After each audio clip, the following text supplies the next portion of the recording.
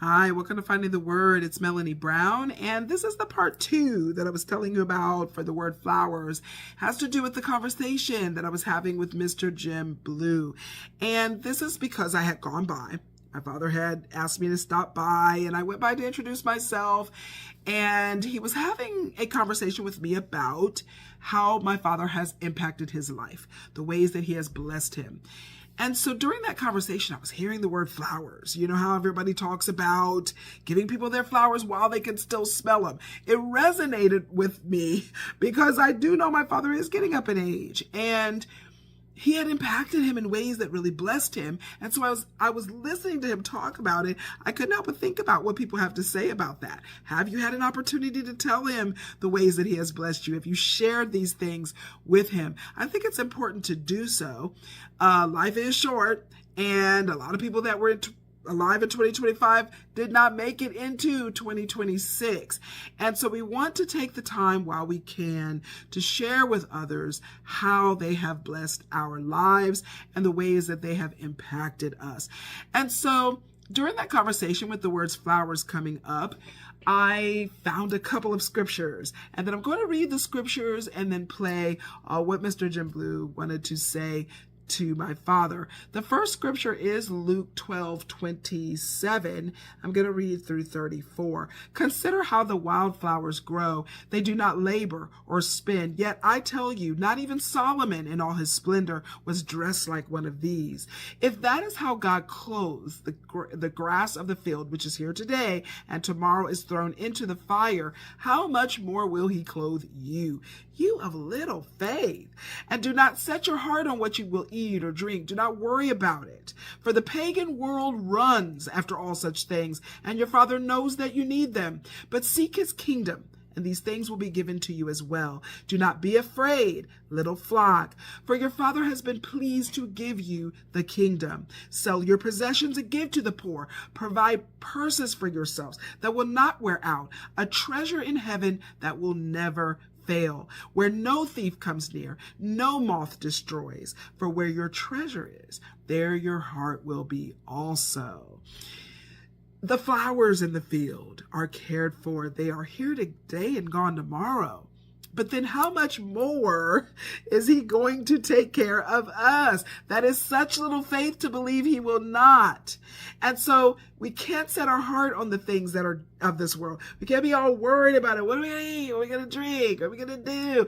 It is true. The world runs. The pagan world runs after all of this. We know this. Everywhere you look has to do with what you're spending, what you're buying, what things look like, comparing to one another, keeping up with one another. We don't have any need for this. God knows what it is that we are in need of. Seek his kingdom. The rest of those things will be added to you as well. And he's pleased to give you the kingdom.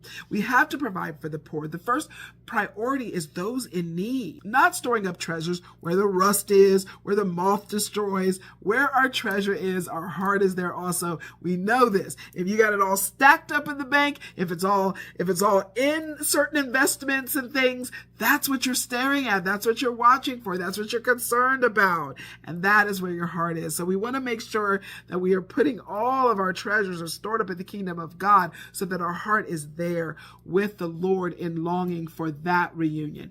Now, the second scripture that I have is in Isaiah. It's Isaiah 40, verse 7. I'm reading just 7 and 8. The grass withers and the flowers fade beneath the breath of the Lord, and so it is with people. The grass withers and the flowers fade, but the word of our God stands forever. That's a promise that we know to be true. His word stands forever. Here's the conversation I have with Mr. Jim Blue about my father and the ways that he has impacted his life. When we first met, this was through talking about my father and the impact that he had. Oh, yes. And so initially, I wanted to have an opportunity because we talk about the fact that a lot of times when people pass away, then we want to discuss all these wonderful things about them. We want to talk about what was great, how they impacted our life, how they were wonderful, what they did. And Give them their flowers, as they say. Yes. But we wait till they're gone most of the time, and I'm not sure why exactly. A lot of times, it's really more important to share with people how you feel and what they're doing or have done for you and how they've impacted your life, as well as sharing with others. Sure. We choose to do. I have no problem with that whatsoever. I wanted to give you the opportunity to just talk about the way that you met my father and how that has been a blessing, and whatever you would like to say. Do I have a story for you? All right. Get your popcorn ready, folks. You're going to need it, all right? I was actually in Ohio, and I was going through a nasty divorce. Okay. At the time. It was a really bad situation. Okay. Really, really bad one. I mean, it was bad. Okay. Something told me to go on the internet. So I did. Okay. Did you know it was the Holy Spirit at that time? This one thing could guide me. There's no other guys besides no other guy. Sometimes people are like, someone just told me to do it. They don't even realize. Well, I was really impressed too because, like, I'm thinking, I was like, what am I going to do here? Like, okay. And I was looking for. I wanted to kind of. It was time to go back to church. Okay. It was time. It was. Okay. I felt the need. It was time. Okay. For no other. It was just time to go. And the first church in this church popped up. Where's your dad's church? Now, usually another church pops up. Because, it goes 1, 2, 3, 4, and so on. Okay. Churches, okay? Okay. Now, if you go back there today, the other church pop up, and his church pop interesting. Okay. Pop up. I've already looked before, it doesn't pop up at all. Huh. It's interesting. So, but God put that first church on there for me. Okay. And then, I think it was a week or two later, God woke me up and said, go today. Now, as you know, your dad had, and still does, a prison ministry. Yes. Okay? Yes. He's very hard to reach. Because you don't know what Sabbath he's going to be there. Right. He, whatever, he could be there, third one, and that's it for the month, And just so happened that was the Sabbath. He was there. Okay. He was there. And I came in with my overalls. Okay. He thought I was a farmer. Oh, wow. Wow.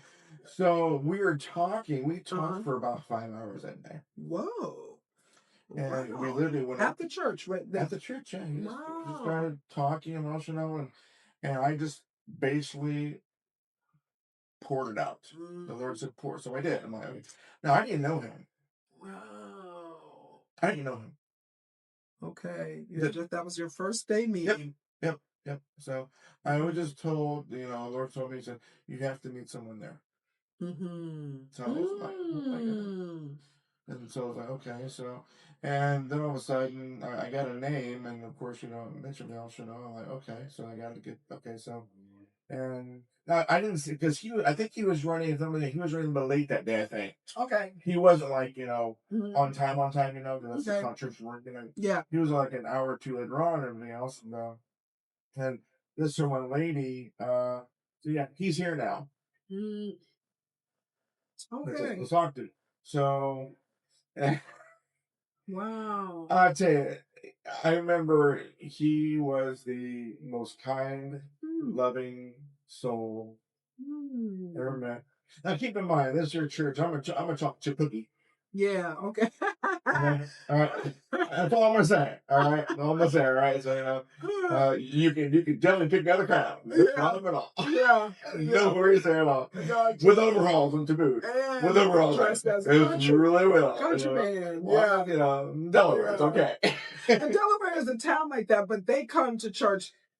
Usually suit on not everybody, but it's the classic. Exactly. And you're coming in just casual. And I was ultra casual. And standing out, and still embraced. And he. Yeah, and he just, he embraced me.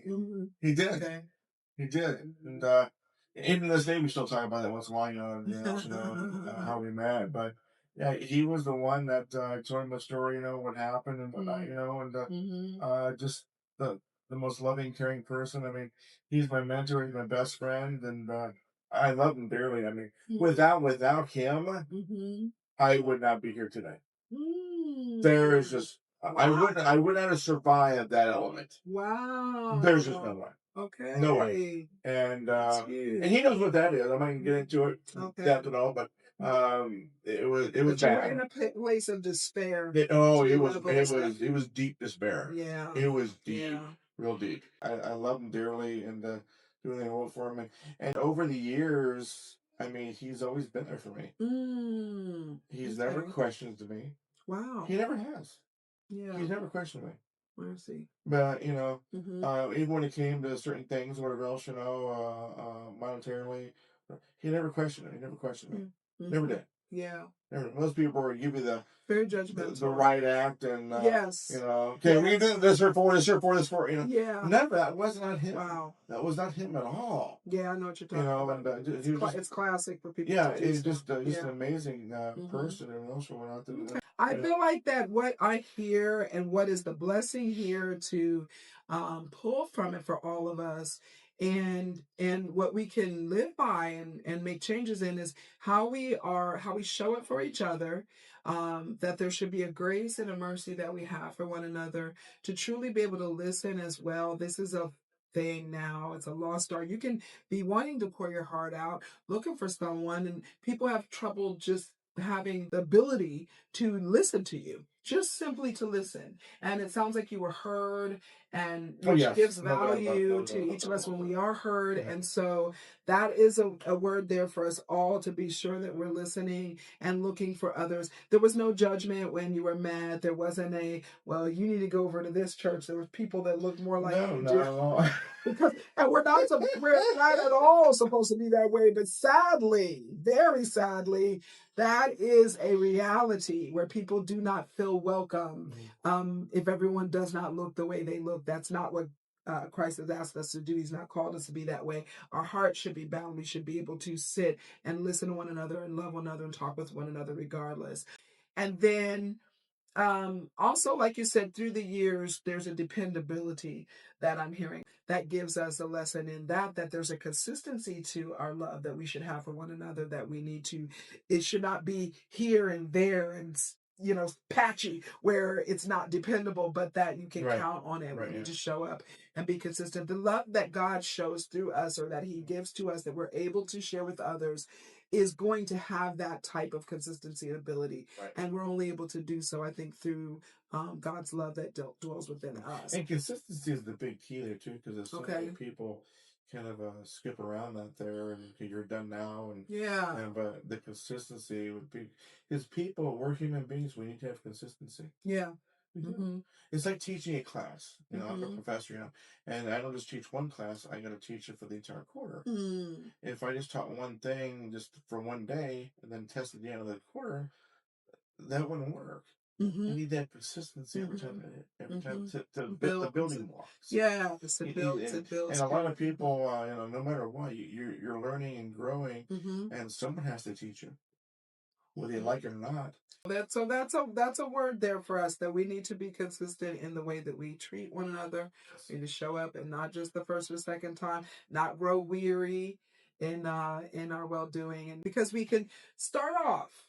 Everybody knows this to be, if you've gone through different things, there's a point that we expect almost people to get to, where it's, oh, here we go again. You've got this going on or that going on. And we can be so self-absorbed that and so judgmental about people's situations that it's kind of like there's a point where you just feel like you got all the answers and why can't they do this or that or the other. But we're not called to do that. I mean, if there's some information you need to share with somebody or something that you really feel like they're missing that could be helpful, so be it.